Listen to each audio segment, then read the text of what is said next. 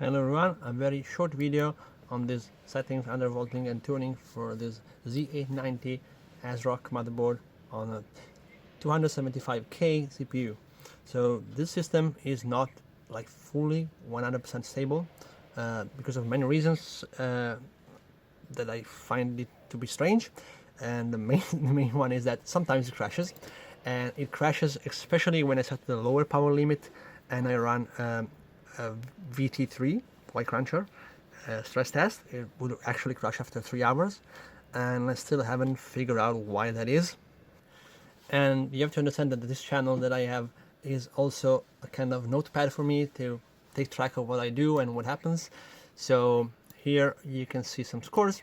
PyPrime is the one of the many benchmarks that have a wide different benchmark run score from run to run. So it goes between 169 to 179, which is a wild range of values. So it's not ideal at all. So that points to me to a very slight instability, and that is not thermal related.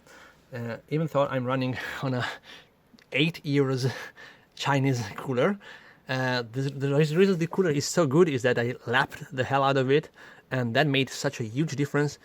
So that's one suggestion for everyone listening out there. If your cooler is not performing well, lapping it might be the solution.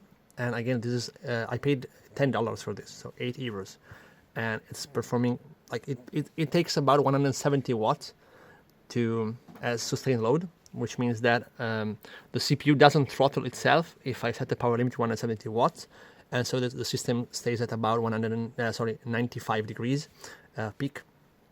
And yeah, that is a very good result for the price. This is a very junky setup. I love junky setups. This was like a sleeper build. It's like maximum performance for the minimal price. I also put some heat spreaders on the RAM. It's hard to see from here. Yeah, the camera doesn't really show that, but these are all the Mac Pro 2.1 memory heat spreaders. Or yeah, thanks. On the other side, because you have to put the light on the other side, man. Yeah, now you can see them, I think. So yeah, on one side I have just a PCIe holder to keep the system stable, the mechanically stable, and on the left side, which is where the ICs are, I put this Mac Pro memory heat spreader. Yeah, that shaved off 80 degrees. So I went from 44 to 36 degrees, and that didn't solve my instability problems, but it allowed me to increase the TRFI from 32,000 to 65,000. So I got slightly better scores. So previously my lowest score for PyPrime was 173, and now it's 169. But it didn't change the worst score. It's still 179. So that's something, I don't know. And yeah, so well, we wait for PyPrime for this test to see what shows up now. So here we go, 176. So yeah, I'll show you some other results. Y cruncher is 105 for the 5B. 3D Mark 5 Strike, this is integrated graphics score. So quite amazing for an integrated graphics. But the physics score is another score that bounces between 46 to 50,000. So that's like 10% tolerance, and that's awful, and it doesn't make sense to me. I will have to find the reason why at some point, but not today. So here's Geekbench. That's a pretty good score for this setup. It's basically the same score at 285K without tuning. I'm very happy with this result. What else did I run? MLC, that's another one. So this one, the latency bounces between 76 and 86. That's another like 8%, no, 10% radius, 85, you see? So this might be related to some power saving feature, because this is a very, this is a latency test. And so basically if the system is somehow getting to idle, and then I just move the GUI around or something, it will actually prevent the system and the CPUs, that thing that goes to sleep, prevent it from going to sleep but it does happen sometimes. So sometimes I get 76, 76, 75 to 8. That's the lowest I get. I don't know really. So this is really not much of a great result. So we have the timings here, but I'm gonna show you everything in the BIOS straight away. That's what I'm going to do. So first thing first, NGU and D2D ratios are 31. That's the maximum for the BIOS settings. I don't know for some reason. And yeah, that's it.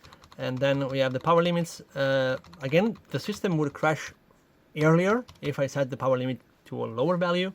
I don't know the reason why, but if I set this kind of power limits, it would go on maybe for 3 to 4 hours. And if I set it to 180, 169 for example, that's what I would set it for the client to stay at. It would maybe crash in 1 hour. So that's super weird. I thought it would be the VRM thermals, but that was not the problem. The memory, so this is a 70,600 rated kit.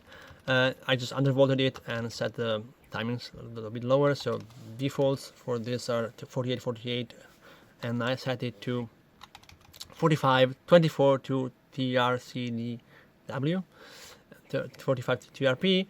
Then I set the TRDL to 16 and TR5 to 65,000. 127 to the 2 TWRP then, and 128 for the 2 WRP. This usually can go lower, but would cause my link pack to be a little bit unstable, which is one of the only tests that was not showing any instability, so I didn't lower that much, lower them further. Sorry, I didn't show you link pack, but link pack is 1104 usually. I will show you that. This one is also suspect for instability of the results of Limpac, which if I lower this, Limpac start to get lower scores, and that was my safe bet for this value. SG did improve a little bit on the pi prime. Those timings usually just improve pi prime, which is the most latency sensitive test. Okay, so there's some fun here, some fun. So the offset voltage for the CPU here is 100, but I don't understand why you have two different offset, and the first one is here and the other one is the DLVR. We'll see that later. So system agent 97. This is some kind of voltage for the D2D, and yeah, it's slightly higher than the stock one, just in case. 77 is the lowest I can go, and so that's my safe bet because everything seems stable at 77, so I just rise it by 1 just to be safe. It shouldn't really do anything. And 127 for the VD2, PCCIO 115, that's the lowest I can get. On other boards, on other systems with similar memory speed, I was able to set it to 1.1 and 1.07 with a 77,600 memory kit. So that should be it. 127 here on the VD2 MV, and those two, also the VDQ 137, that is bottomed out for sure. If I get to 35, I get crashes in Limpac, so this is the only timing that crashes something else that is not vt3. Sorry, the only voltage. IOG 0.9, VCCLK 0.85. I don't know if these are bottomed out, but I stopped testing because of the other problems that I was having. 142 for the VDD and 137 for the VDQ. So that's the memory voltages. This one is much lower than the XMP, that is 145, and this is the voltage for the memory speed. So it works that way, works perfectly fine. And the DLVR, here's another offset for the core input. I don't know what that is, but level 5 works on this board, while on this sample, I guess, while on the previous undervolting that I did with the B860, I was not stable at level 5, I had to dial it to level 6, so that definitely does something. And here's the voltage offset, like the actual undervolt, which is only available if you pair a Z motherboard with a unlocked K SKU, and this goes to 66. 69, for example, crashes on single core tests like Geekbench or PC Mark. It doesn't crash on anything else, but single core does crash. So this is sure some limit for the single core maximum boost. I could try to do a selection of offsets for the different ratios. So probably the 55 ratio is the one that crashes, as this is the single core boost ratio, but as I'm having other problems with the system, I didn't bother. And this one, I didn't touch it because on the previous B60 it wouldn't do anything. The ring is 53. I'm not sure that is necessary. It was something that I was trying to change to get the vt3 result stable. It was a suspect, but I'm not sure if that is, but this works for anything else at vt3. GT is 66. This I didn't bother testing it that much. The iGPU is not that power hungry in the first place, and the NGU is 42. This is also arbitrary. I tried a -50. It seemed stable, but on the safe side I put 42.